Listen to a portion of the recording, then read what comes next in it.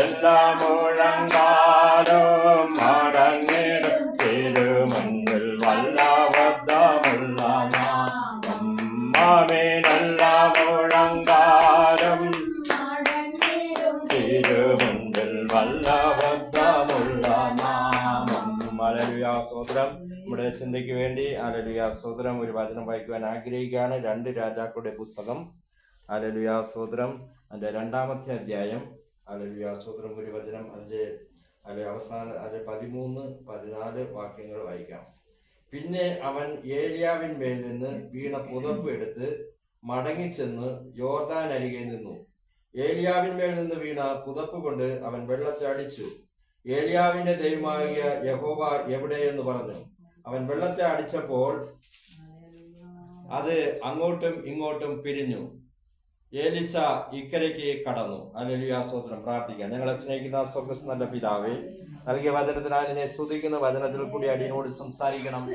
നിന്റെ പൈതങ്ങൾക്ക് വേണ്ടിയ ദൂത് ദൈവം നൽകണമേ. അപ്പാ കർത്താവിനെ താഴ്ത്തി നിന്റെ കരങ്ങളിൽ ഏൽപ്പിക്കുന്നു. ഹല്ലേലൂയ സ്തോത്രം. സകല മഹത്വം തിരുമേനി എടുക്കണം. യേശു ക്രിസ്തുവിന്റെ നാമത്തിൽ യാതന കേൾക്കണം സ്വർഗ്ഗസ്ഥ പിതാവേ. ആമേൻ. സ്തോത്രം.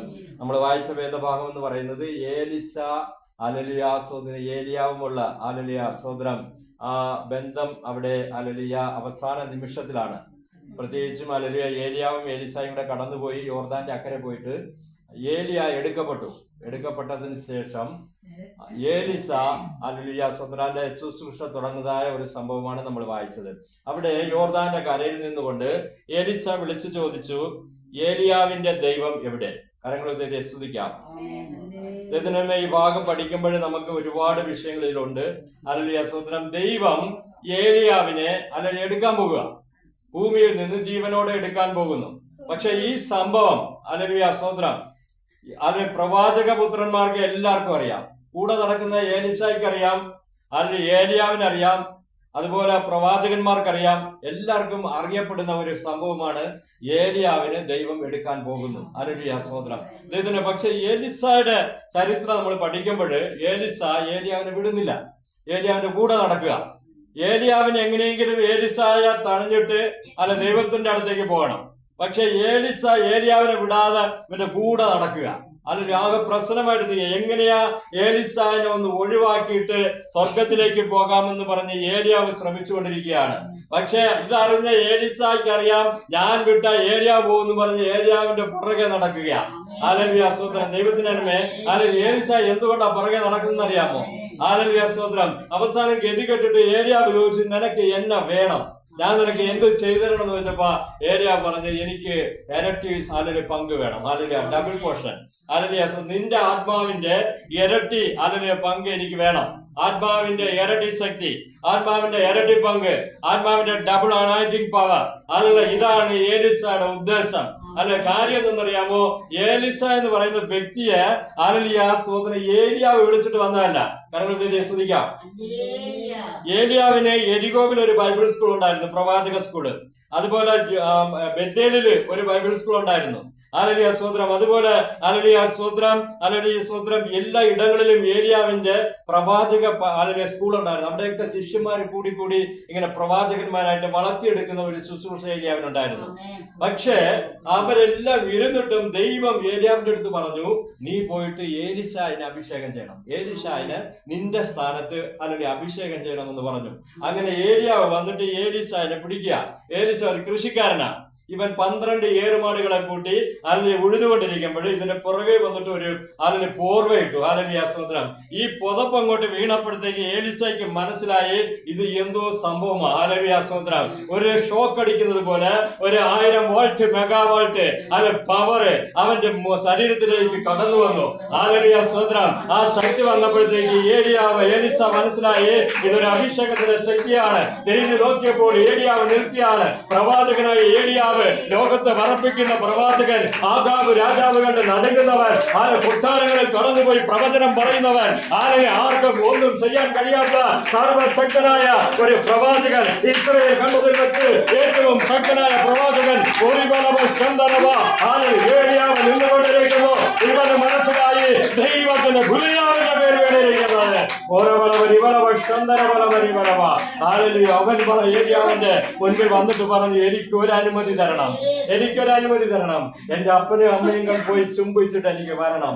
അവൻ പട്ടണത്തിൽ തന്റെ ഗ്രാമത്തിൽ പോയിട്ട് വീട്ടിൽ പോയിട്ട് തന്റെ കാളകളെ ബലി കൊടുത്ത് യാഗമാക്കി, എന്നിട്ടൊരു വലിയ വിരുന്ന് കൊടുത്ത് എല്ലാവരുടെ ഊരിലുള്ള എല്ലായിടത്തും പറഞ്ഞു, ഞാൻ ഏലിയാവിന്റെ ഞാനൊരു ശിഷ്യനായിട്ട് പോകാൻ പോകുക. കരങ്ങൾ ചെയ്ത് ശ്രദ്ധിക്കാം. അപ്പനും അമ്മയ്ക്കും ചുംബനം കൊടുത്തുകൊണ്ട് അവൻ മടങ്ങി വന്നു. അങ്ങനെ ഏലിയ ഒരു വാക്ക് പറഞ്ഞു, ഞാൻ എത്ര വലിയ കാര്യമാണ് നിനക്ക് ചെയ്തിരിക്കുന്നത്, അത് ഓർത്തു കൊള്ളണമെന്ന് പറഞ്ഞ് അവനെ പറഞ്ഞു വിട്ടത്. ദൈവത്തിന് നന്മ. ഹല്ലേലൂയ, സ്തോത്രം. ഏലിസ, ആ ഏലിസയ്ക്ക് അപ്പനില്ല, അമ്മയില്ല, സ്വന്തമില്ല, ബന്ധമില്ല. ഹല്ലേലൂയ, സ്തോത്രം. ആരുമില്ല. ഇവന് ഉള്ള ഒരു വ്യക്തി എന്ന് പറയുന്നത് ഏലിയാവ് മാത്രമാ. ഏലിയാവൻ അവൻ വിളിക്കുന്നത് അപ്പനെന്നാ വിളിക്കുന്നത്. ഹല്ലേലൂയ, ഡാഡി എന്നാ അവനെ വിളിക്കുന്നത്, അപ്പ എന്നാ വിളിക്കുന്നത്. ആ ഏലിയാവിനെ ദൈവം എടുക്കാൻ പോകുന്നത്. അവനും പറ്റുമോ? അവന് വിടത്തില്ല. അവൻ പറഞ്ഞു, ഞാൻ വിടുകയില്ല, നീ എവിടെ പോയാലും ഞാൻ വരും. ദൈവത്തെ പിടിച്ചവൻ അവൻ പറഞ്ഞു, ദൈവത്തിന്റെ നാമത്തിൽ അവൻ പറഞ്ഞു, ഏലിയാവിനെ ഞാൻ വിടുകയില്ല. അവൻ ഇറക്കി പിടിച്ചു ഏലിയാവിനെ. അത് ഇന്ന് ദൈവത്തിന് ജനമേ, നിനക്ക് ഏത് വിഷമമുണ്ടെങ്കിലും ഏത് പ്രശ്നമുണ്ടെങ്കിലും നീ യേശുവിനെ വിടല് കേട്ടോ. യേശുവിനെ നീ മുറുകെ പിടിക്കണം. യേശു നിന്റെ കൂടെ ഉണ്ടെങ്കിൽ നിനക്കൊരു വിടുതല.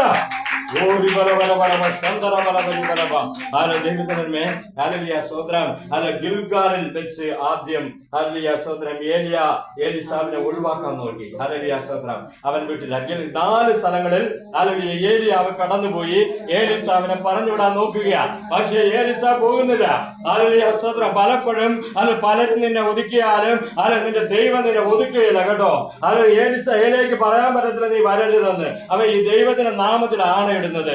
കരങ്ങൾ ശ്രദ്ധിക്കാം. ആദ്യം കടന്നുപോയത് ഗിൽഗാൽ. ഗിൽഗാൽ എന്ന് പറയുന്ന വാക്കിന്റെ അർത്ഥം നിന്ദകളെ ഉരുട്ടി മാറ്റുന്ന സ്ഥലം. ഇസ്രായേൽ ജനങ്ങൾ ആദ്യമായിട്ട് ഇസ്രായേലിൽ നിന്ന് കടന്നു വന്നിട്ട് കനാൻ ദേശത്തിലെ കാലുകുത്തിയ സ്ഥലം ഗിൽഗാലാണ്.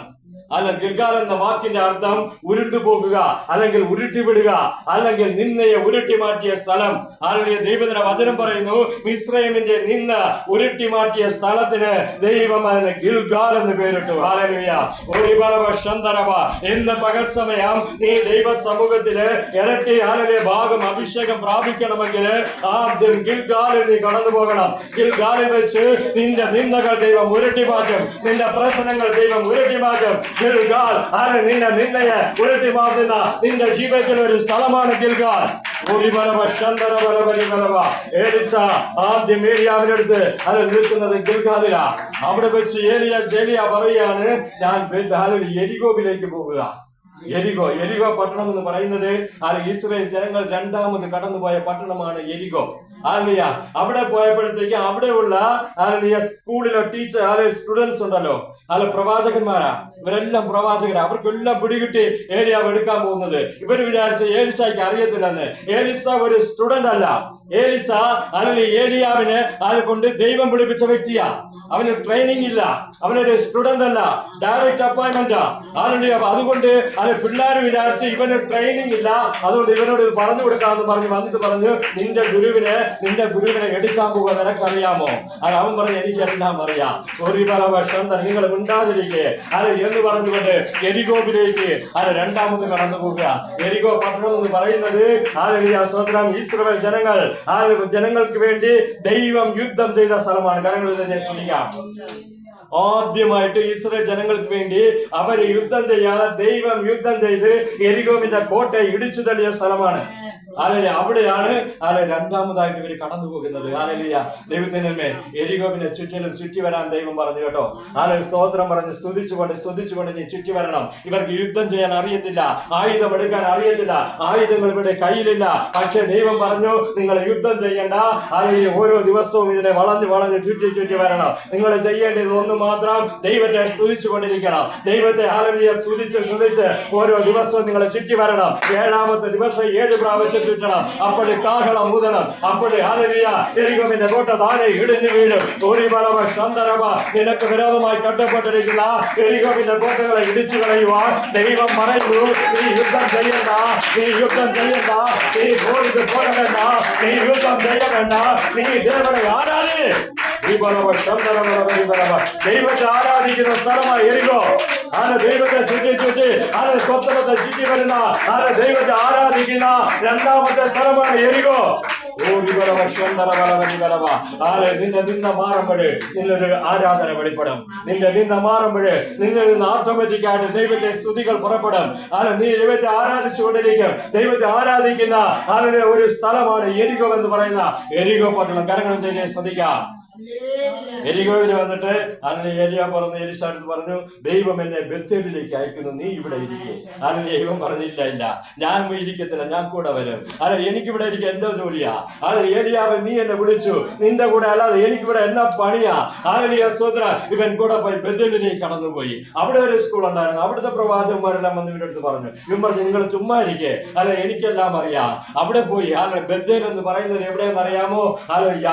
സ്വത്രം യാക്കോബ് സ്വത്രം തന്റെ ഭവനം വിട്ട് ഓടിപ്പോകുമ്പോൾ ഏകനായി കിടന്നുറങ്ങിയ സ്ഥലമാണ് ബേഥേൽ. രാത്രിയിൽ അവരൊരു ദർശനം കണ്ട സ്ഥലമാണ് ബേഥേൽ. ഒരു ഏഴ് സ്വർഗത്തിനും ഭൂമിക്കും ഇടയിൽ ചാരപ്പെട്ടിരിക്കുന്നു. കൂടി ദൈവദൂതന്മാർ കയറുകയും ഇറങ്ങുകയും ചെയ്യുന്നു. ഈ ദർശനം കണ്ട സ്ഥലമാണ് ബേഥേൽ. സ്വത്രം ബേഥേലിൽ നിനക്ക് ദർശനം കിട്ടും. എരികോവിൽ നീ ദൈവത്തെ ആരാധിച്ചാൽ ബേഥേലിൽ ദൈവം നിനക്ക് ദർശനങ്ങളെ നൽകുമെന്ന് ദൈവത്തിന്റെ വചനം പറയുന്നു. അവൻ എഴുന്നേറ്റിട്ട് പറഞ്ഞു, ഇത് ഭയങ്കരമായ സ്ഥലം, ഇത് സ്വർഗത്തിന്റെ വാതിൽ, അല്ലാതെ മറ്റൊന്നുമല്ല എന്ന് പറഞ്ഞു. ആ കല്ലെടുത്ത് അവിടെ വെച്ചിട്ട് അതിനെ അഭിഷേകം ചെയ്തിട്ട് അവൻ ദൈവമായിട്ട് ഒരു ഉടമ്പടി ചെയ്തു. ആ സ്ഥലമാണ് ബേഥേൽ. കരങ്ങൾ ശ്രദ്ധിക്കാം. മൂന്നാമത്തെ അനുഭവം എന്ന് പറയുന്നത് ബേഥേലിന്റെ അനുഭവമാണ്. ദൈവത്തിന് എലിശയുടെ ജീവിതത്തിൽ കടന്നു വന്ന അനുഭവങ്ങളാണ് കേട്ടോ. നിന്ദകൾ തുടച്ചു മാറ്റുന്ന അനുഭവം, ആരാധന വെളിപ്പെടുന്ന അനുഭവം, ദർശനത്തിലേക്ക് ദൈവം കൊണ്ടുപോകുന്ന അനുഭവം. അവിടെ നിന്നിട്ട് ഏലിയ പറഞ്ഞു, ഞാന് യോർദാൻ പോകാൻ ദൈവം പറയുക. യോർദാൻ ഇവൻ വിട്ടില്ല, ഇവൻ യോർദാനിലേക്കും കടന്നുപോയി. അവിടെ പോയി നിന്നപ്പോഴേ യോർദാനിന്റെ കരയിൽ നിന്നുകൊണ്ട് ഏലിയാവ് തന്നെ പുതപ്പെട്ട് തടിച്ചപ്പോൾ യോർദാൻ രണ്ടായിട്ട് പിരിഞ്ഞു. കരങ്ങൾ ശ്രദ്ധിക്കാം. ദൈവത്തിന് ജനമേ, യോർദാൻ കാണിക്കുന്നത് മരണ യോർദാൻ. മരണ യോർദാനെ കാണിക്കുകയാണ്. യോർദാൻ കവിഞ്ഞൊഴുകുമ്പോൾ അതിൽ കൂടി കടക്കാൻ പറ്റത്തില്ല. യോർദാന്റെ വെള്ളം കവിഞ്ഞൊഴുകുമ്പോൾ നീ എന്ത് ചെയ്യും? കാലാൾപ്പടയോട് നടക്കുമ്പോൾ നീ സോർന്നു പോനാൽ, കുതിരപ്പടയോട് ഓടുമ്പോൾ നീ സോർന്നു പോനാൽ, യോർദാൻ പ്രകടിപ്പിച്ചു വരുമ്പോൾ നീ എന്നെ ചെയ്യുവാൻ നിന്റെ ശരീരം, നിന്റെ ബലപ്പെടട്ടെ, നിന്റെ കാര്യങ്ങൾ ബലപ്പെടട്ടെ, നീ ശക്തി പ്രാപിക്കുക. നിനക്ക് ഓടുവാനുണ്ട്, നിനക്ക് നടക്കുവാനുണ്ട്, നിനക്ക് ആരാധിപ്പാനുണ്ട്, മരണത്തെ കടന്ന് മറികടക്കുവാൻ ഒരു അഭിഷേകം നിനക്ക് വേണം. ഏലിയാവ് പുതപ്പെടുത്തടിച്ച് ഇവൻ കടന്നുപോയി. കരങ്ങളിലെ ശ്രദ്ധിക്കാം. ദൈവത്തിനെ മറുകര പോയപ്പോ ഏലിയാവ് ചോദിച്ച്, നിനക്ക് ഞാൻ എന്ത് ചെയ്യണം? ഇവൻ വിടത്തില്ല കേട്ടോ. ദൈവം നോക്കിയിട്ട് ഇവൻ പോകത്തില്ല, ഏലിയാവ് പറഞ്ഞിട്ട് ഇവൻ പോകത്തില്ല. ദൈവത്തിനും പ്രശ്നം, ഏലിയാവിനും പ്രശ്നം. ഇവൻ ശരിക്ക് പിടിച്ചിരിക്കുക. അവൻ അവനോട് ചോദിച്ചു, ഞാൻ നിനക്ക് എന്ത്? ഏലിശ വിചാരിച്ച് കാണും, ചിലപ്പോ ഒരു ബൈബിൾ സ്കൂൾ ചോദിക്കും, അല്ലെങ്കിൽ ഒരു വീട് ചോദിക്കും, അല്ലെങ്കിൽ കുറച്ച് കാശ് ചോദിക്കും. ഇതൊക്കെ ആയിരിക്കും ചോദിക്കുന്നത് വിചാരിച്ച ചോദിച്ചത്. പക്ഷേ അവൻ ചോദിച്ച അതല്ല, എനിക്ക് നിന്നിലിരിക്കുന്ന ഇരട്ടി അഭിഷേകം വേണം. കരങ്ങൾ ശ്രദ്ധിക്കാം. Double anointing power. ഏലിയാവ് പറഞ്ഞു, നീ ചോദിച്ചത് ഭയങ്കര ബുദ്ധിമുട്ടുള്ള കാര്യമാണ്. പക്ഷേ ഇത് നിനക്ക് കിട്ടും. എങ്ങനെയാണെന്നറിയാമോ?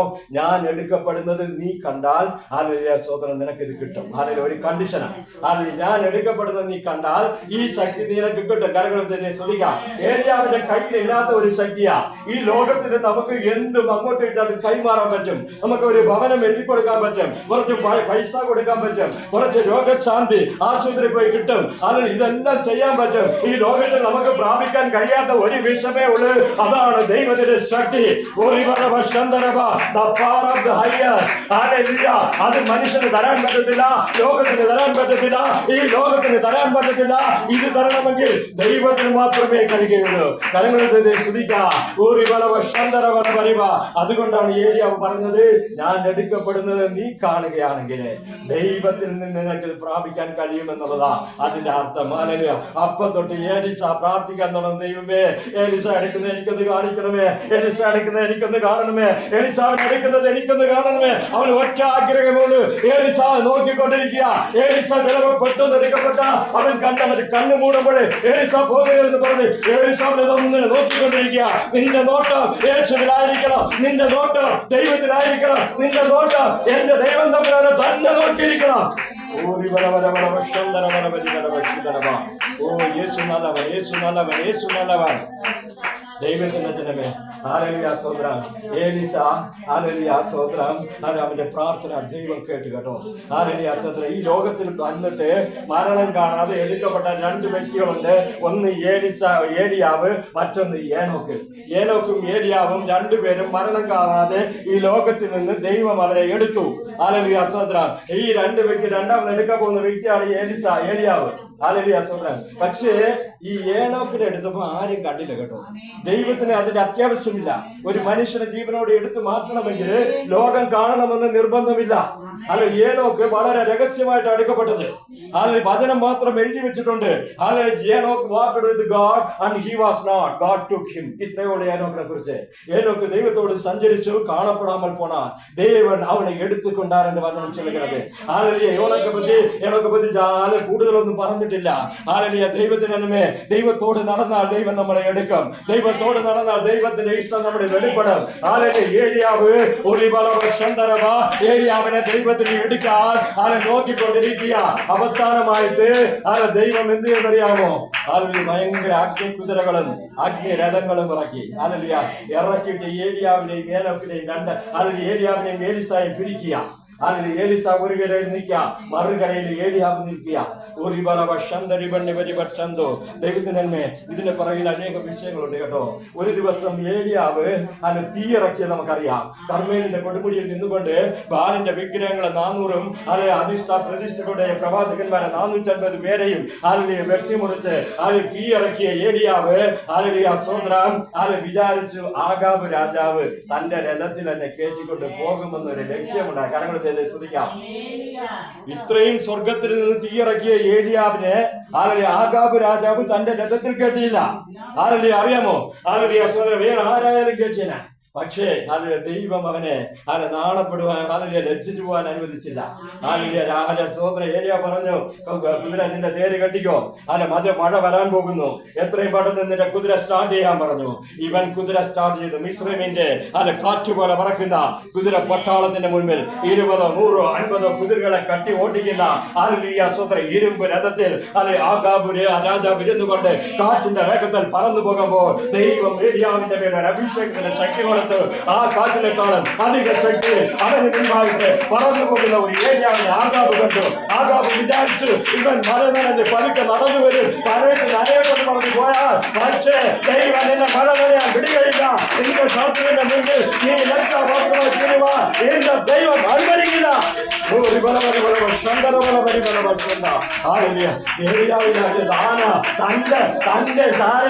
ഭയങ്കര സ്പീഡെന്ന് വിചാരിച്ച പക്ഷേ ഇവൻ നോക്കുമ്പോൾ അവന്റെ കുതിര രഥത്തെക്കാളും അധിക ശക്തിയിൽ പറന്നു പോകുന്ന ഏലിയാവ്. കരങ്ങളോട് ശ്രദ്ധിക്കുക. എന്ന് പകർസമയം ദൈവത്തിന്റെ ആത്മാ പറയുകയാണ്, ശത്രു നിനക്ക് എന്തൊക്കെ കിട്ടിയാല്, ശത്രുവിനെ എന്തൊക്കെ നിന്ദിച്ചാല്, ശത്രുവിനെ തകർക്കാൻ നോക്കിയാല്, നിന്നെ കൈവിട്ടാല് നിന്നെ കൈവിടാത്ത ഒരു ദൈവമുണ്ട്. കാറ്റിന്റെ വേഗത്തിൽ പറപ്പിക്കുന്ന ഒരു ദൈവമുണ്ട്. ഹല്ലേലൂയ. ഏലിയാവ് കാറ്റിന്റെ വേഗത്തിൽ പറന്നുപോയി. പക്ഷെ ദൈവം അത് കുറിച്ചിട്ടു കേട്ടോ. ദൈവം ഇവന്റെ മനസ്സിന്റെ വേദന ദൈവം കുറിച്ചിട്ടു. സ്വത്രം. ആഗാബ് രാജാവ് അവന്റെ രഥത്തിൽ കയറ്റിയില്ല. സ്വത്രം. ആ ഏലിയാവിനോട് ദൈവം പറയുകയാണ്, ഏലിയാവേ, അന്ന് നിന്റെ ഹൃദയം മനസ്സ് വേദനപ്പെട്ടില്ലേ, അന്ന് നീ കരഞ്ഞില്ലേ? ആഗാബിന്റെ സ്വത്രം രഥത്തിൽ കയറാൻ പറ്റാതെ നീ കരഞ്ഞില്ലേ? പക്ഷേ ഏലിയാവേ, നിന്നെ ഞാൻ ഒരു രഥത്തിൽ കയറ്റും. ഹല്ലേലൂയ. ആഗാബിന്റെ കുതിരപ്പട്ടാളത്തിന്റെ രഥമല്ല, അഗ്നി കുതിരകളും അഗ്നി രഥങ്ങളും ഇറങ്ങി വന്ന് നിന്നെ ആ രഥത്തിൽ ഞാൻ നിന്നെ കയറ്റും. ഹല്ലേലൂയ. ദൈവത്തിന്റെ പദ്ധതി അതാ കേട്ടോ. ഹല്ലേലൂയ. സഹോദരൻ, നീ കരഞ്ഞ സ്ഥലമില്ലേ, നീ നിന്ദിക്കപ്പെട്ട സ്ഥലമില്ലേ, ദൈവത്തിന്റെ ആത്മാവ് പറയുന്നു ഹല്ലേലൂയ, നീ നിന്ന മാത്രമായി തീരുകയില്ല. ഒരു അഗ്നി രഥത്തിൽ, ഒരു അഗ്നി കുതിരയിൽ ലോകത്തിൽ ആരും ചെയ്യാത്ത രീതിയിൽ ദൈവം നിന്നെ നടത്തും, ദൈവം നിന്നെ വഴി നടത്തും, ദൈവം നിന്നെ ഉയർത്തും, ദൈവം നിന്നെ കൊണ്ടുപോകും.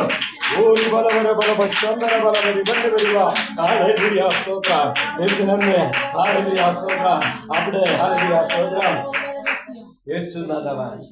ഏലിശാവ് അത് കണ്ടിട്ട് നിലവിളിച്ചിട്ട് പറഞ്ഞു, എന്റെ അപ്പാ ഫാദർ സ്തോത്രം. ഇസ്രായേലിന്റെ തേരും തേരാളിയുമായവനെന്ന് നിലവിളിച്ച് തീരുന്നതിന് മുമ്പ് ഏലിയാവ് കടന്നുപോയി കേട്ടോ. സ്തോത്രം. ഏലിയാവിനെ കണ്ടില്ല. പിന്നെ സ്തോത്രം, ഇവൻ വളരെ കരഞ്ഞ് തന്റെ തുണി വലിച്ചു കീറി. കാര്യം എന്തറിയാം, അപ്പനില്ല, അമ്മയില്ല, ഈണമില്ല, ബന്ധമില്ല, സ്വന്തമില്ല, ആരുമില്ല, കാശില്ല, സ്തോത്രം, ഒന്നുമില്ല, കൂട്ടുകെട്ടില്ല. എല്ലാത്തിന്റെ നടുവില് ഏലിസ അനാഥയായി കൈവിടപ്പെട്ടു. യോർദാൻ കടന്നു പോകാൻ പറ്റുമോ? മരണ യോർദാൻ സവാൽ വിട്ടുകൊണ്ടിരിക്കുക. നീ ഇങ്ങോട്ട് വാ, നിന്നെ ഞാൻ പൊക്ക്, നിന്നെ ഞാൻ മരണത്തിന്റെ അടിത്തറയിൽ കൊണ്ടുവിടും എന്ന് പറഞ്ഞ് യോർദാൻ ഒഴുകിക്കൊണ്ടിരിക്കുക. അതിന്റെ അപ്പുറത്ത് ഒരു കൂട്ടം പിള്ളേരെ അതിനെ കളിയാക്കുവാൻ ഇതെല്ലാം കണ്ടിട്ട് തന്റെ വസ്ത്രം വലിച്ചു കീറി കരങ്ങളും ശ്രദ്ധിക്കാം. ഓ യേശു നല്ലവൻ. വസ്ത്രം വലിച്ചു കീറിയപ്പോൾ അവന്റെ മേൽ വേറൊരു പുതപ്പ് വന്ന് വീണു. അതാണ് ദൈവത്തിന്റെ കൃപ. നീ വിചാരിച്ച എല്ലാം തീർന്നതല്ലേ, നീ വിചാരിച്ച് എല്ലാം നഷ്ടപ്പെട്ടു പോയെന്നല്ലേ, നീ വിചാരിച്ച് എനിക്കിനി ഒന്നുമില്ല, എന്റെ ജീവിതം ഇതോടെ തീർന്നു, ഇനി എനിക്കൊരു ജീവിതമില്ലേ, ഇനി എനിക്കൊരു വാഴ്ചയില്ലേ, എല്ലാം മുടിയുന്നത് എന്നെ നിറയ്ക്കുമ്പോൾ ഇതോ പുതിയ അഭിഷേകം. ഈ അഭിഷേകത്തിന്റെ പുതപ്പ് അവന്റെ മുകളിൽ നമ്മൾ ചിന്തിക്കുക. യേശു നല്ലവൻ, യേശു നല്ലവൻ, യേശു നല്ലവൻ. ദൈവത്തിനെ വളരെ കരഞ്ഞുകൊണ്ട് ഏലിസാവ് ഈ പുതപ്പും എടുത്തുകൊണ്ട് മടങ്ങി വരിക കേട്ടോ. അവന്റെ കരച്ചിൽ നമുക്കൊന്നും വിവരിക്കാൻ പറ്റത്തില്ല. അതുപോലെ കരച്ചില്ല. അവന്റെ അപ്പന്റെ വീട്ടിൽ പോകാൻ പറ്റുമോ? അവൻ ഇരുന്ന ഒരു തൊഴിൽ വിട്ടിട്ട് വന്നതല്ലേ, എങ്ങോട്ട് പോകുമെന്ന് അറിയാതെ കരഞ്ഞുകൊണ്ട് അല്ലെങ്കിൽ ആ പുതപ്പും എടുത്ത് വരുന്ന ഏലിസ അതിന്റെ കരയിൽ വന്നിട്ട് പുതപ്പും മടക്കി ഒരു അടിയടിച്ച് യോർദാനില്. അത് വേദനയുടെ അടിയാ കേട്ടോ. അത് അവന്റെ ഹൃദയത്തിന്റെ വേദന, അല്ലെങ്കിൽ കരച്ചിലിന്റെ അടിയായിരുന്നു. അടിച്ചിട്ട് അവൻ പറഞ്ഞു, ഏലിയാവിന്റെ ദൈവം എവിടെ? പലപ്പോഴും നീ ചോദിച്ചില്ലേ, എന്റെ ദൈവമേ നീ എവിടെ? നിന്റെ വിഷമത്തിന്റെ മുൻപില്, നിന്റെ കണ്ണുനീരിന്റെ മുൻപില്, നിന്റെ കരച്ചിലിന്റെ മുൻപില് നീ ചോദിച്ചു, എന്റെ ദൈവമേ നീ എവിടെ? ഏലീസാവേ, നിന്റെ അടുത്ത് എനിക്കൊരു കാര്യം പറയാനുണ്ട് കേട്ടോ. നീ വിചാരിച്ച് നിനക്ക് ശക്തിയില്ലെന്നല്ലേ, നീ വിചാരിച്ച് നിനക്ക് ഒന്നും കിട്ടിയില്ലെന്നല്ലേ, നീ ചോദിച്ചത് ദൈവം കേട്ടു കേട്ടോ. നിനക്ക് ഇത് തരുവാൻ വേണ്ടി ഇരട്ടി അഭിഷേകം നിനക്ക് നൽകാൻ വേണ്ടി തന്നെയാ ദൈവം നിന്നെ കാണിച്ചത്. ഏലീസ എടുത്തോണ്ട് പോകുന്നത് നിന്നെ കാണിച്ചത് ദൈവത്തിന്റെ പദ്ധതിയാ. പല ദർശനങ്ങളെ നിനക്ക് ദൈവം തന്നത് ദൈവത്തിന്റെ പദ്ധതിയാ. ദൈവം ദർശനം തരുന്നത് ദൈവത്തിന്റെ ഇഷ്ടമാ. യേശു നല്ലവൻ, യേശു നല്ലവൻ, യേശു നല്ല. ഏലിസ വിചാരിച്ചു ഏലിയായും പറ്റിച്ച് ദൈവവും പറ്റിച്ചു, ഏലിയാവും പറഞ്ഞു വെച്ചിട്ട് ദൈവവും പറഞ്ഞു വെച്ചിച്ചു. ഇനിയിപ്പോ ഞാൻ എന്ന് ചെയ്യാനാ? ഹല്ലേലൂയ സ്തോത്രം. പക്ഷെ ദൈവം പറ്റിക്കുന്ന ദൈവമല്ല കേട്ടോ. ഹല്ലേലൂയ സ്തോത്രം. ഏലിയാവിനെ ഏലിസാവിനെ കണ്ടുപറ്റിട്ട് ദൈവത്തിന് എടുക്കാമായിരുന്നു. ഏനോക്കിനെ എടുത്തതുപോലെ ഏലിയാവിനെ ഭൂമിയിൽ നിന്ന് എടുക്കുവാൻ ദൈവത്തിന് കഴിയുമായിരുന്നു. പക്ഷേ തന്റെ ദാസന്റെ പ്രാർത്ഥന കേട്ട്, അവന്റെ ആഗ്രഹം കേട്ട് ഇവനെ കാണിച്ചുകൊണ്ട് ദൈവം എടുത്തു. ഹല്ലേലൂയ. മറുകരയിൽ നിൽക്കുന്ന പ്രവാചക ശിഷ്യന്മാർ ആരും കണ്ടില്ല ഏലിയാവ് എടുക്കപ്പെടുന്നത്. പക്ഷേ ഏലീസ മാത്രം കണ്ടു ഏലിയാവ് എടുക്കപ്പെടുന്നത്. കരങ്ങളിൽ ശ്രദ്ധിക്കാം. ഹല്ലേലൂയ സ്തോത്രം. ദൈവത്തിന്റെ കാര്യം എന്നറിയാമോ?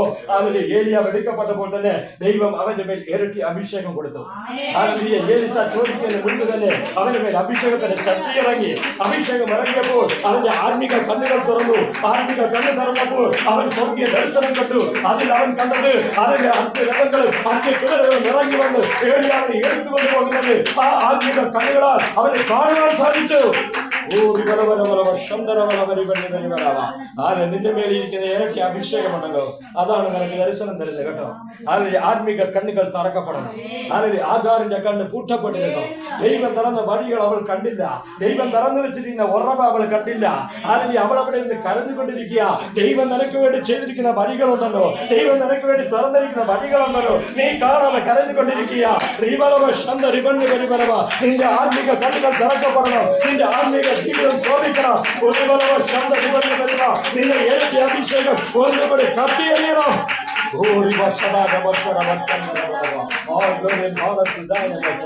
യേശുവിന്റെ രക്തം ജയം. അപ്പോഴാണ് അവന് മനസ്സിലായത് തന്റെ മേൽ ഒരു ഐഡന്റിറ്റി, തന്റെ മേൽ ഒരു ശക്തി ഉണ്ട് എന്നുള്ളത് അവന് മനസ്സിലായി. അതിനുശേഷം അവൻ കരഞ്ഞിട്ടില്ല കേട്ടോ. അതിനുശേഷം അവൻ കരഞ്ഞിട്ടില്ല. അവന് അറിയാമായിരുന്നു ഏലിയാവിനെ ദൈവം കൊണ്ടുപോയത് അവൻ കണ്ടതാ. അതുകൊണ്ട് ഏലിയാവിനെ വിളിച്ചിട്ട് കാര്യമില്ല. അവൻ വിളിച്ചത് ഏലിയാവിന്റെ ദൈവത്തെയാ. ഏലിയാവിനെ ദൈവം കൊണ്ടുപോയത് അവൻ കണ്ടതാ. അതുകൊണ്ട് അവൻ ഏലിയാവിനെ വിളിച്ചില്ല. ആദ്യം അവൻ എടുക്കപ്പെട്ടവ വിളിച്ചു, അപ്പാ അപ്പാ ഇസ്രായേലിന്റെ നേരം നേരാളിയും ആയവരെ എന്ന് വിളിച്ചു. പക്ഷേ യോർദാനിൽ അടിച്ചിട്ട് അവൻ വിളിച്ചു, ഏലിയാവിന്റെ ദൈവം എവിടെ? ഇന്ന് പകൽ സമയം നീ ഏലിയാവിനല്ല തേടേണ്ടത്, ഏലിയാവിന്റെ ദൈവത്തെയാണ് നീ തേടേണ്ടത്. നീ ഏലിയാവിനെ തേടിയിട്ട് കാര്യമില്ല. ഏലിയാവ് സ്വർഗത്തിൽ പോയി. ദൈവം, ആ ദൈവം ഇന്നുമുണ്ട്. ആ ദൈവം ഇപ്പോഴും നിന്റെ മുൻപിലുണ്ട്. പ്രവാചക ശിഷ്യന്മാര് ഏലിയാവ് എടുക്കപ്പെടുന്നത് കണ്ടില്ല കേട്ടോ. അവര് കണ്ടത് യോർദാൻ പിളർന്നതാണ്. യോർദാൻ വരുന്നത് അവര് കണ്ടു. ഏലിയാവിനെ എടുക്കുന്ന അവര് കണ്ടില്ല. ദൈവത്തിന്റെ പ്രവൃത്തി അവര് കണ്ടു. ലോകം ആത്മീക കാഴ്ചകളോ ദർശനങ്ങളോ കാണുകയില്ല. പക്ഷേ ദൈവ പ്രവൃത്തി അവര് കാണും. കരങ്ങളുടെ ശ്രമിക്കാം. നിന്നിൽ കൂടി വെളിപ്പെടുന്ന അത്ഭുതങ്ങളും അടയാളങ്ങളും ലോകം കാണും. പക്ഷേ നിന്നിൽ മറഞ്ഞിരിക്കുന്ന ദൈവത്തിന്റെ ശക്തി അവര് കാണുകയില്ല. അത് ശിഷ്യന്മാരെല്ലാം വന്ന് അക്സെപ്റ്റ് ചെയ്തു. അത് ഏലിയാവിന്റെ ശക്തി ഏലിശയുടെ മേൽ വന്നെന്ന് അവർക്ക് ബോധമായി കേട്ടോ. അവരെല്ലാം പറഞ്ഞു ഞങ്ങളുടെ ശിഷ്യരായിക്കൊള്ളാന്ന് പറഞ്ഞ് ഒരു ഗ്രൂപ്പായിട്ട് അവര് ഫോമായി. എന്നിട്ട് ഏലിയാവിന്റെ അടുത്ത് പറഞ്ഞു, ഏലിശായടുത്ത് പറഞ്ഞു, ഏലിശാവെ ദൈവം ചിലപ്പോ ഇവനെ എടുത്തുകൊണ്ടുപോയി ഏതെങ്കിലും മലയുടെ മുകളിലോ ഗുഹയിലോ എവിടെയെങ്കിലും കൊണ്ടിട്ട് കാണാം. അല്ലെങ്കിൽ ഈ ചുഴലിക്കാറ്റിൽ അവനെ എടുക്കുന്നത്. ഈ ചുഴലിക്കാറ്റിന് ഒരു സ്വഭാവമുണ്ട്. അത് മനുഷ്യനെ ആയാലും സാധനത്തെ ആരും ഇങ്ങനെ പൊക്കിക്കൊണ്ടു പോകും. അത് പൊക്കിക്കൊണ്ട് പോയാല് ഈ കാറ്റിന് അത് ഒരു ലെവൽ വരെ പോകാൻ പറ്റും. 320 കിലോമീറ്റർ ഹൈറ്റ് വരെ കാറ്റുള്ളൂ. അതിന് മുകളിൽ ചുഴലിക്കാറ്റ് പോകാൻ പറ്റുമെന്ന് സയൻസ് പറയുന്നില്ല. അപ്പൊ ഈ ശിഷ്യന്മാര് പറഞ്ഞു, ഈ ചുഴലിക്കാറ്റ് എടുത്തു കൊണ്ടുപോയി വേറെ എവിടെയോ കൊണ്ടിട്ടിട്ടുണ്ട്, ഞങ്ങൾ ഒരു 50 പേര് പോയി തിരക്കിട്ട് വരാന്ന് പറഞ്ഞു. അല്ല ഏലിയാവിന്റെ എലിശയ്ക്കറിയാൻ ദൈവം കൊണ്ടുപോകാൻ. എലിശ പറഞ്ഞ കണ്ണുകൊണ്ട് കണ്ടതാ, ഞാൻ കണ്ണുകൊണ്ട് കണ്ടതാ, എന്റെ ദൈവം അവനെ എടുത്തുകൊണ്ടുപോയി. അതുകൊണ്ട് നിങ്ങൾ അവനെ തിരക്കണ്ട, ചുമ്മാ സമയം പോണ്ട, ചുമ്മാ ആലലിയ സൂത്രം എന്തിനാ ആലലിയ സൂത്രം പറഞ്ഞാൽ കേൾക്കത്തില്ല. ഇവരെ ഇഷ്ടത്തിന് വേണ്ടി അവൻ കൊടുത്തു. ഇവരവിടെ എല്ലാം തപ്പി നോക്കി കിട്ടിയില്ല. ദൈവത്തിനേ ആലലിയ സൂത്രം സോദരം ഹല്ലേലൂയ സ്തോത്രം. ഏലിസ ഇരട്ടി ശക്തിയോട് ദൈവത്തിന്റെ പ്രവൃത്തി തുടങ്ങുവാൻ തുടങ്ങി. ഏലിസയ്ക്കറിയാം ഏലിയാവിനാൽ ചെയ്യപ്പെടാൻ കഴിയാത്ത ശുശ്രൂഷയാണ് ദൈവം എന്നെ ഏൽപ്പിച്ചിരിക്കുന്നത്. ഏലിയാവിന്റെ ഒരു അഭിഷേകം കൊണ്ട് ചെയ്യാൻ കഴിയാത്ത ശുശ്രൂഷയാണ് ഞാൻ ചെയ്യാൻ പോകുന്നത്. എനിക്ക് ഒരു അഭിഷേകമുണ്ടെങ്കിൽ അത് ഏലിയാവാണ്. അത് അതിന്റെ എക്സ്ട്രീം ലിമിറ്റായ ഏലിയാവ് ഒരു അഭിഷേകത്തിൽ ചെയ്യാവുന്ന പരമാവധി ശുശ്രൂഷ അവൻ ചെയ്തു കഴിഞ്ഞു. അതുകൊണ്ട് ശ്രദ്ധിക്കാം, ഇനി ഞാൻ ഒന്നേന്ന് തുടങ്ങിയാലും അത്രയൊക്കെ ചെയ്യാൻ പറ്റും. അതുകൊണ്ടാണ് ഏലിസ പറഞ്ഞത്, എനിക്ക് ഡബിൾ അനോയിന്റിംഗ് പവർ, നിങ്ങൾ ശക്തിയുടെ ഇരട്ടി ശക്തി എനിക്ക് വേണം. ദൈവത്തിന് ഏലിയാവ് തന്റെ ശുശ്രൂഷയില് യോർദാനെ പിളർന്നത് എപ്പോഴാണെന്നറിയാമോ? തന്റെ ശുശ്രൂഷയുടെ അന്ത്യ നിമിഷങ്ങളിലാണ്. വർഷം മുഴുവനും പ്രാർത്ഥിച്ച് ആരാധിച്ച് അവന്റെ ശുശ്രൂഷ തീരുമ്പോഴായി യോർദാനിൽ പിളക്കുന്നത്. പക്ഷേ ഏലിസ ഉണ്ടല്ലോ, അവന്റെ ശുശ്രൂഷ ആരംഭത്തിൽ തന്നെ യോർദാൻ പിളർന്നുകൊണ്ട് അവൻ മറുകരയ്ക്ക് വന്നു. അതാണ് ഇരട്ടി അഭിഷേകം. എവിടെ നിന്നോ അവിടെ നിന്ന് തുടങ്ങണം, എവിടെ നിന്നോ അവിടെ നിന്ന് തുടങ്ങണം. അതാണ് ഇരട്ടി അഭിഷേകം. ഇരട്ടി അഭിഷേകം ഒരു ഇരട്ടി അഭിഷേകം ദൈവം ഒരു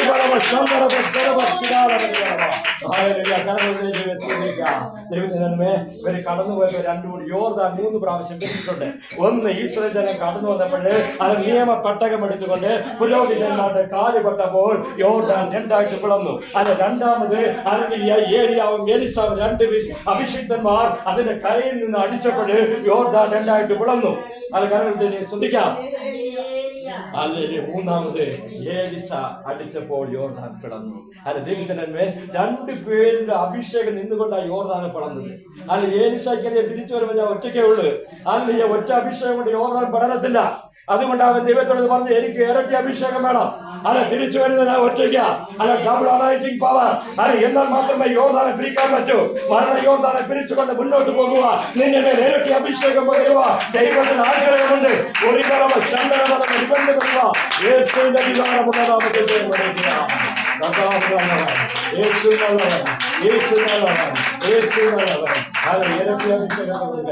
ഏലിസ മടങ്ങി വന്നു. ദൈവത്തിനന്മേ ഏലിയാവ് 16 അത്ഭുതങ്ങൾ ചെയ്തു. ഏലിയാവിന്റെ ജീവിതത്തിൽ 16 അത്ഭുതങ്ങൾ ചെയ്തെങ്കിൽ ഏലിസ തന്റെ ജീവിതത്തില് 31 അത്ഭുതങ്ങൾ ചെയ്തു. ഹല്ലേലൂയ. തന്റെ ജീവിതകാലത്തിൽ 31 അത്ഭുതങ്ങൾ ഏലിസ ചെയ്തിട്ടുണ്ട്. പക്ഷെ ഒരു അത്ഭുതം കുറയുന്നു. ആ അത്ഭുതം കൂടി ചേർന്നാലേ 32 ആകത്തുള്ളൂ. ആ അത്ഭുതം എപ്പോഴാണ് നടന്നത് അറിയാമോ? ഏലിസ മരിച്ച ശേഷം ഇവന്റെ കല്ലറയിൽ ഒരു ഡെഡ് ബോഡി കൊണ്ടിട്ടു. അല്ലെങ്കിൽ ആ ശരീരം ഇവനെ എല്ലിൽ തട്ടിയപ്പോ അവൻ ജീവൻ പ്രാപിച്ച് എഴുന്നേറ്റ് ഓടാൻ തുടങ്ങി. അങ്ങനെ 32 അത്ഭുതം ഏലിസ ചെയ്തു. ദൈവം വാക്കുമാറുന്ന ദൈവമല്ല.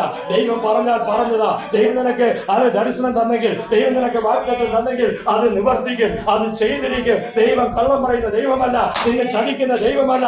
ദൈവം ഒരിക്കലും നിന്നെ ചതിക്കത്തില്ല. ദൈവത്തിന്റെ വാക്ക് അത് അതുപോലെ തന്നെ നടക്കും.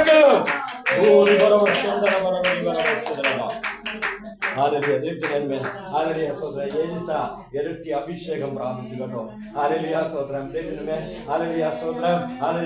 ഏലിസ എന്തുകൊണ്ടാ ഏലിയാവിന്റെ കൂടെ നടന്നെന്നറിയാമോ? ഏലിയാവ് എന്തുകൊണ്ടാ ഏലിസ അടിച്ചുകൊട്ടിട്ടില്ല? അതിന്റെ കാര്യം അറിയാമോ?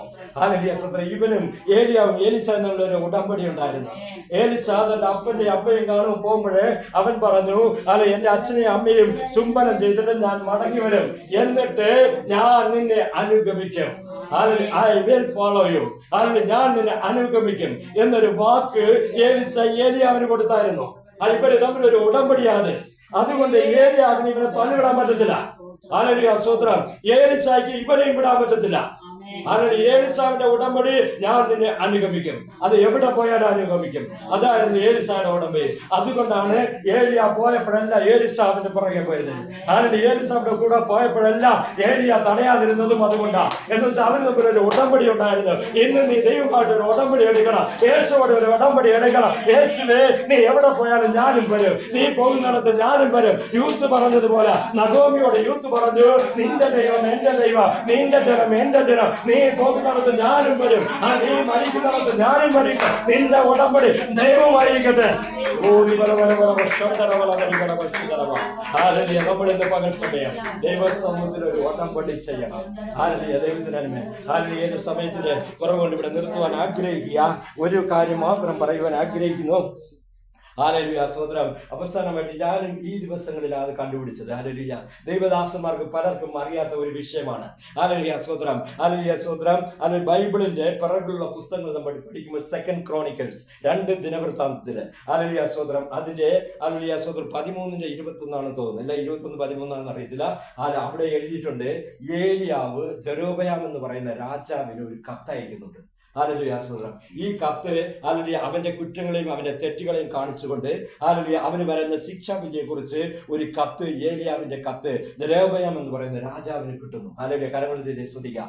ഹല്ലേലൂയ, ഈ ഹല്ലേലൂയ കത്തിനും ഇതൊരു ബൈബിളിൽ ഹല്ലേലൂയ ഇന്നത്തെ കാലത്തിൽ ഒരു വലിയ കോംപ്ലിക്കേഷൻ ഉള്ള ഒരു വിഷയമാണ്. കാര്യം എന്ന് പറഞ്ഞാൽ ഏലിയാവ് എടുക്കപ്പെട്ടതിന് ശേഷമാണ് ജെരോബയാം എന്ന് പറയുന്ന രാജാവ് രാജ്യം ഭരിക്കുന്നത്. അങ്ങനെയാണെങ്കിൽ എടുക്കപ്പെട്ട ഏലിയാവ് എങ്ങനെ ഈ രാജാവിന് കത്തയച്ചു? അതൊരു വലിയ വിഷയമാണ്, ഇന്നും പഠിച്ചുകൊണ്ടിരിക്കുന്ന വിഷയമാണ്. അതിന് ഉത്തരം ഇതുവരെയും ശരിക്കും ഒരു ഉത്തരം കിട്ടിയിട്ടില്ല. ഹല്ലേലൂയ, സ്തോത്രം. ഈ പ്രവാചക പുത്രന്മാർ പറയാൻ കാര്യമുണ്ട്. ഞങ്ങൾ പോയി അന്വേഷിച്ചിട്ട് വരാമെന്ന് പറയാൻ ഒരു കാര്യമുണ്ട്. അവർ പ്രവാചകന്മാരായതുകൊണ്ട് അവർക്ക് ചില വിഷയങ്ങൾ അറിയാം. വേദപണ്ഡിതന്മാരുടെ ഒരു ഭാഗം പറയുന്നത് ഏലിയാവിനെ ദൈവം എടുത്ത് 3-ാം സ്വർഗത്തിൽ വെച്ചു. ഹല്ലേലൂയ സ്തോത്രം. മറ്റൊരു സ്ഥലത്തിൽ ആരും കാണപ്പെടാത്ത ഒരു സ്ഥലത്തിലേക്ക് ഏലിയാവിനെ ദൈവം മാറ്റിയെന്നാ പറയുന്നത്. ഹല്ലേലൂയ സ്തോത്രം. അങ്ങനെയാണെങ്കിൽ അവിടെ നിന്ന് എങ്ങനെ ഒരു കത്ത് ഈ രാജാവിന്റെ കയ്യിൽ വന്നു?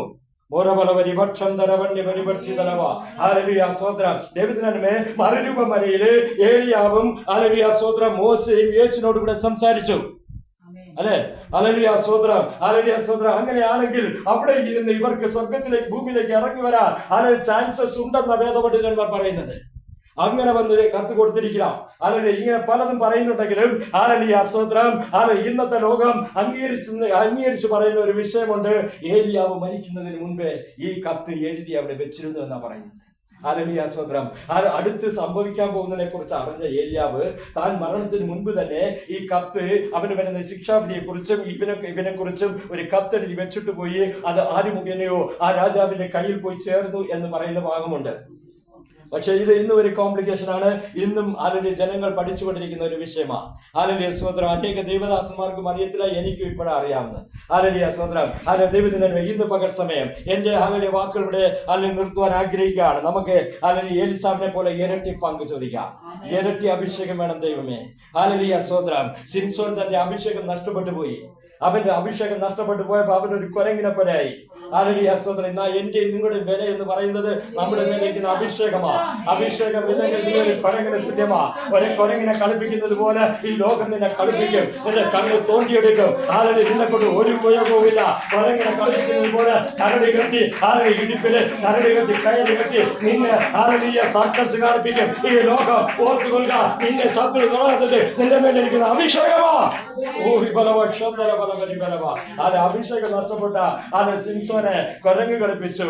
അവൻ അവസാനമായിട്ടൊരു കരച്ചിൽ കരഞ്ഞു. ദൈവത്തോട് പറഞ്ഞു, ദൈവമേ എനിക്ക് ഒന്നുകൂടി ആ ശക്തി തിരികെ തരണമേ. ഹല്ലേലൂയ സ്തോത്രം. ദൈവത്തിനേ സിംസോന്റെ മുടി വടിച്ചു കളഞ്ഞു. അവന്റെ മുടി വടിച്ചെങ്കിലും ആ മുടി വീണ്ടും വളർന്നുകൊണ്ടിരിക്കുക. ശത്രുവിന് അറിയത്തില്ലായിരുന്നു. ആ മുടി രണ്ടാമതും വളർന്ന് വരിക. ഹല്ലേലൂയ സിംസോൻ ഹല്ലേലൂയ സ്തോത്രം ദൈവത്തോട് പ്രാർത്ഥിച്ചപ്പോൾ അവന്റെ ഇരട്ടി ശക്തി ഇറങ്ങി വന്നു. രണ്ടാമത്തെ അഭിഷേകം അവന്റെ മേൽ ഇറങ്ങി എന്ന പകൽ സമയം ദൈവം പറയുന്നു, നിനക്ക് നഷ്ടപ്പെട്ടെങ്കിൽ ദൈവത്തോട് ചോദിക്കാം. ഇരട്ടി ശക്തിയോട് എഴുന്നേൽക്കാം. ഇരട്ടി ശക്തിയോട് പുറപ്പെടുക. ഇരട്ടി ശക്തിയോട് കടന്നു വരിക. നിന്നെക്കൊണ്ട് ദൈവത്തിന് പരമിന്റെ നടത്താനുണ്ട്.